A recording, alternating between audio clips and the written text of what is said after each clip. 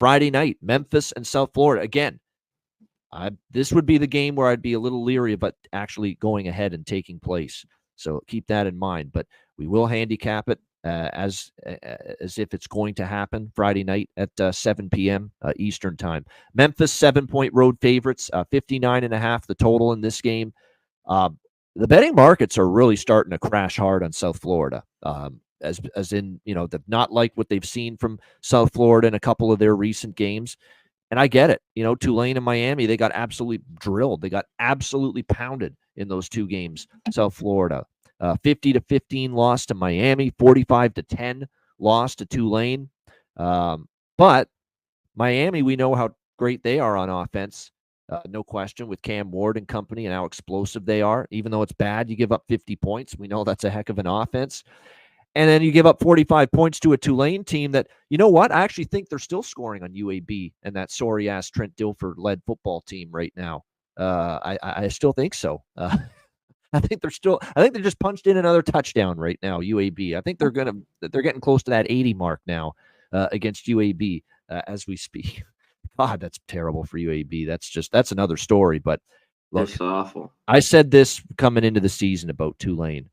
John Sumrall is the poster child for why we don't just assume coming into the year, okay, they lost a lot of players from last year. They lost their head coach, who was a very good one in Willie Fritz. Let's bet against this team this season. No, you don't do that, especially when you bring in an excellent head coach who knows what he's doing, who gets the team prepared, who gets them ready for every game, who always has a strong game plan to dissect the opponent on a weekly basis. And that's John Sumrall, who they hired from Troy, who's done a phenomenal job with Tulane. So that's a reminder when it comes to handicapping college football. Don't just bet against teams because they have a new head coach. Head coach is worth a damn, and he knows what he's doing. They can have success in year one. So that's a big factor. Anyway, getting back to South Florida, yeah, bad against Miami and Tulane, non-competitive. But you have to remember how great Miami's offense is, and Tulane's been just absolutely terrific. Like I said, they're probably, if there was no time limit and they could keep playing from Saturday to Monday, Tulane versus UAB, Tulane would still be putting up touchdowns right now against that sorry-ass UAB football team. So as far as I'm concerned, you've got to take it with a grain of salt that South Florida was horrible in the last two games and factor in, well, they played Miami, who's a great offense, and they played a Tulane team that's a lot better than people think. You can tell I'm leaning South Florida here because I just don't trust Memphis fully as a touchdown road favorite. There's a Memphis team that lost outright as a 9-point road favorite to Navy just a few weeks ago and gave up 56 points. Just when we think Memphis has one of the better defenses they've had in years, they give up 56, can't stop the triple option, albeit that Navy team's looking pretty good this year with Blake Horvath leading it this year. That they got that wing T, and they've got this hybrid fusion offensive system. They're picking up pieces of offensive systems from various systems and blending it into one, and they're having success, Navy, and Memphis couldn't stop them. And even last week against a downtrodden, bottom feeder, Middle Tennessee team, 27-point favorites, they never sniffed a point spread cover. They were asleep for most of that game. It was pathetic how Memphis played, especially in the first half. They should have drilled that team. They should have put them away, especially after losing to Navy the way they did. And that's how you come out against Middle Tennessee, sleepwalk through most of them. They're just not well coached, C-Mac. I've said this a million times. I'm not a Ryan Silverfield guy. This guy has not kept the program at the heights Mike Norvell had it before he left Memphis for Florida State.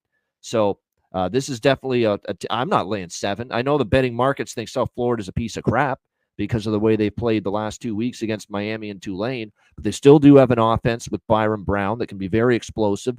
The offense hasn't clicked. I can't explain why the offense has been so bad. This was not supposed to be an issue with South Florida, and that does concern me because Miami's defense got hit a little bit by Cal over the weekend. Why couldn't South Florida, move the football? And keep an eye too. Byron Brown left that Tulane game with an injury and didn't return.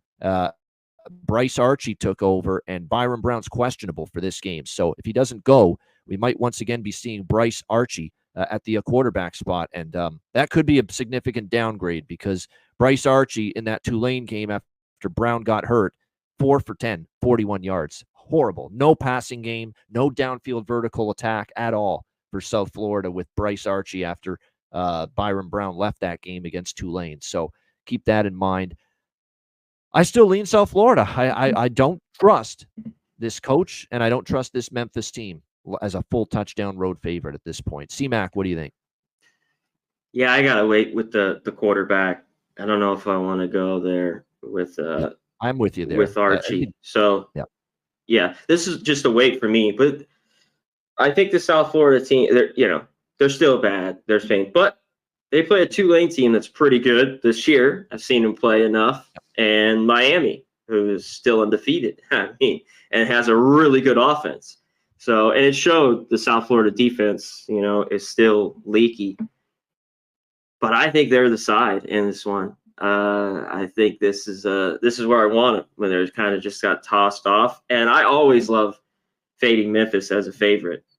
Do you know what I mean? Earlier in the year, they covered obviously Florida State. That was that big game. We know what's happened with Florida State. And then Navy just runs all over them the next week. So what do we get? Like the stats say, the defense has been pretty good for Memphis. But just not a team on the road that I want to lay. Both these teams too, it's been a little bit high, their totals.